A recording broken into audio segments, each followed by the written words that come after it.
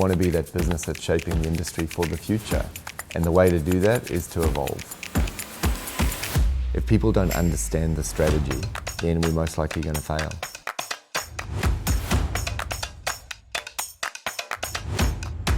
So my personal purpose is about inspiring and coaching others to achieve their dreams.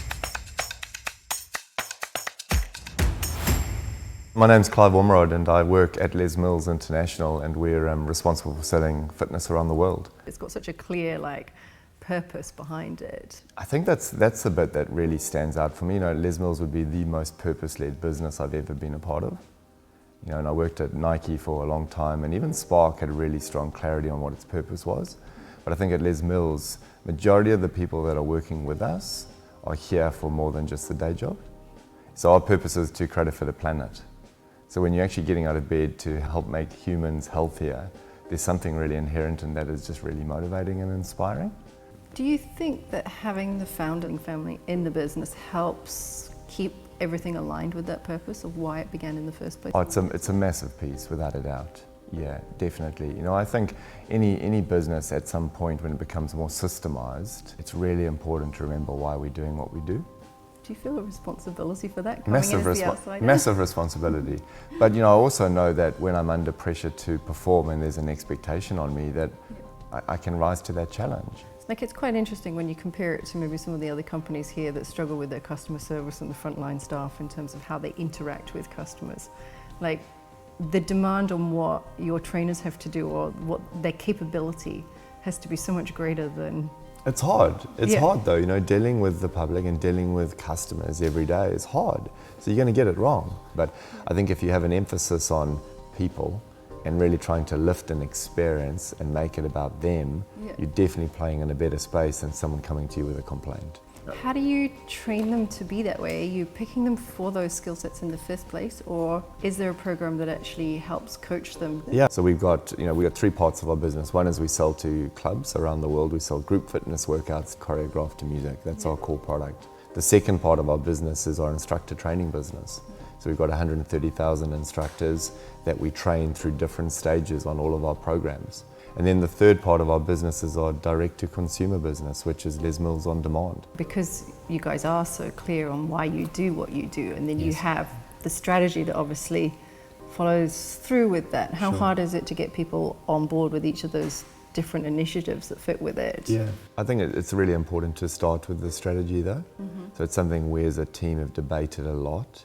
I think then what's also most important is the people that you line up behind that strategy. Yeah. And if strategy is going to fail, it's because we failed to execute.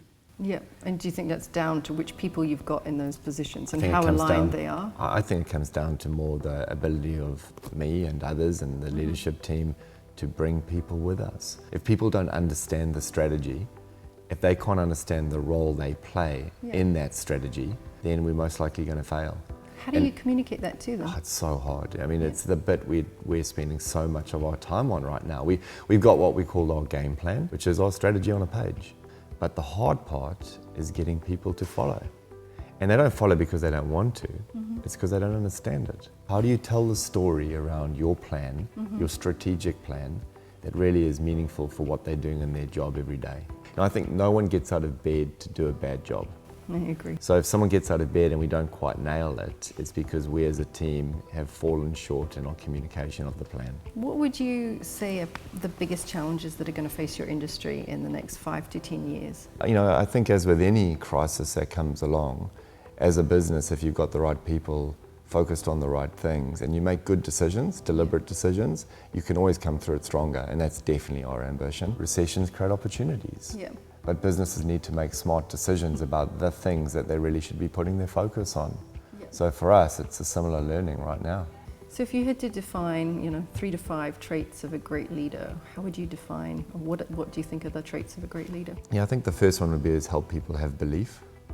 That's belief in you, belief in themselves, more importantly. Coaching people and leading and managing people is really all about helping them with self-belief. It's something that I think is the most important thing we as leaders and managers of people can do. I think beyond that, it's about also having the confidence to have a point of view. I think there's a lot of people that are leading teams and businesses that are looking to others to make a decision. And that doesn't mean you don't want everyone's input. It doesn't mean you don't want to make a decision based on the fact, but you also need to make a decision. If I look back on the years, I've made mistakes when I just haven't made a decision. Now that decision might not necessarily be the right one or one for the long term, but you can always change. And then I think also the third thing I'd say is understand yourself. As a leader, if you're not clear on your purpose or what gets you out of bed when you're at your best, how can you possibly think you can do that for the team? Leaders that I've been inspired by are people that have helped me really have more belief in my own ability. And that's not just ex-bosses or leaders of teams or leaders of countries. That's people that I come across every day. And those would be the three. I'm not sure if there's 4 or 5. No, everyone has a different amount. I think you have one that can be 1, 2, and 3. I always try and work in threes. I think threes can always be remembered. That's true. Do you think then that those traits are made or born? Do you think people are? I think both. Yeah. Yeah, I think there's some people that just don't want to be operating in that space, and that's just how they've been born, and that's fine. Yep. I think you can also make some of those traits by just being aware of the power of them in a positive way. You know, if you use the right words, if you choose the right language, the impact you can have on helping people feel something, believe more in themselves, is going to be massive. Does most of that come from being able to step outside of yourself and actually focus just entirely on someone else? Oh, I don't know. That's a tough question. I think it comes from being comfortable with yourself. Yeah. And if you ask me, am I comfortable with myself? I'd say I'm struggling every day. It's really tough. Yeah. The reality is everyone gets apprehensive or worried about something in those moments. And for me, something I'm dealing with on a daily basis is my self-belief, my self-confidence. You know, I check myself, I question myself so many times. Am I the right person for this job? What's the team thinking about me in this moment? Am I leading in the right way? Am I showing up right? The fact that I'm more comfortable now talking about that and also looking to others who have given me confidence to do that. I work with a coach. I see a coach once a week. And these are decisions I've made because I know that it's important for me to be able to have the biggest impact in the team and in my life. Yeah. When I'm aware of how I'm showing up and removing some of that negative energy that's in my head and putting it into a positive outcome in the world or around me, I'm going to be so much more impactful. I'm going to make a bigger difference on people's lives. What advice would you give to other leaders or potential leaders? I think learn from others. You know, be open to learning. Be up for really learning yourself first. Be up for learning every single day, like putting yourself in positions where you're out of your comfort zone, where you really feel like you're overwhelmed or not quite coping, because those are the moments you're going to get the biggest shift. Surround yourself with good people. You know, and that's not people to tell you what to do.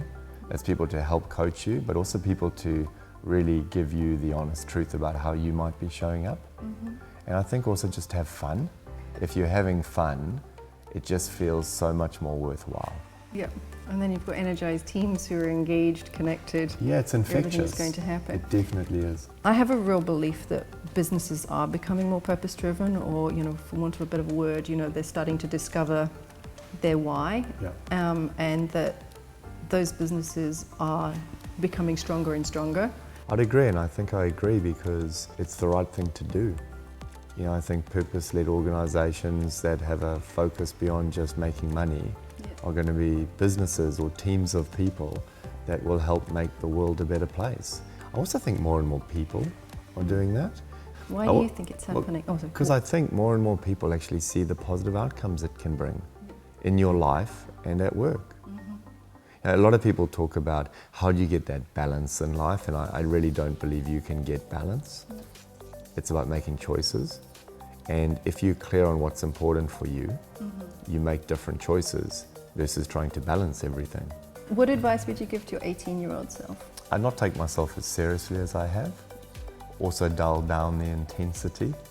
I get told quite often I can be too serious and I can be really intense. And I know that just shows up in my desire to want to move fast and make an impact, but it actually gets in the way of that. So if I can dial that down and present it better, it's going to help me be more successful. How would you define success for you? Success for me is helping people. Helping people through coaching, connection, and inspiring them to do good things. And I love that of my experience when I was at Les Mills is that, you know, that the trainers when they're up there are using coaching techniques, and there's this whole visualization Absolutely. thing, and this, you know, you get to the tough bit and they're like, you know, why did you come here today, Yeah. and all of that, and that's really, It's really deliberate Yes. because it helps you in the audience lift your game. yeah. We just have to get you That's back what it is. into the gym at I some got point. injured, so I went back to Pilates. I'm gonna have to be honest. We offer body balance. It's like Pilates. You can do it at home. For Les Mills on demand.